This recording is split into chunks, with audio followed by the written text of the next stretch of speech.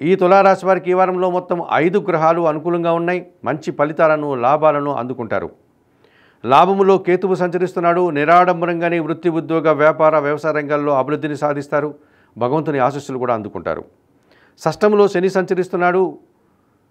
సునాయాసంగా చాలా పనులు పూర్తి చేస్తారు. పనివారి సహకారంతో ఇంట బయట చాలా పనులు పూర్తవుతాయి. వ్యవసాయ రంగంలో కూడా మంచి లాభాలు అందుకుంటారు. కుటుంబ సౌఖ్యాన్ని, మీరు ఆశించిన పనులను ఆచరణ సాధ్యమయ్యే విధంగా ముందుకు వెళ్తారు.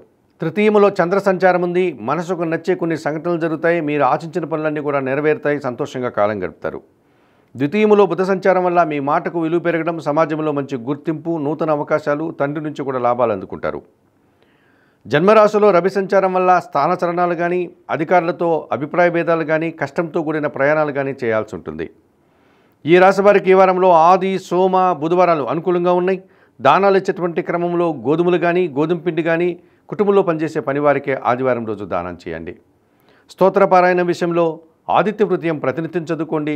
ఆలయ సందర్శన కార్యక్రమంలో భాగంగా ఈ తులారాశి వారు ప్రతిరోజు ఉదయాన్నే నిద్రలేసి సూర్య భగవాన్ని దర్శించి నమస్కరించుకోవడం వల్ల మరింతగా మంచి ఫలితాలను అందుకోగలుగుతారు.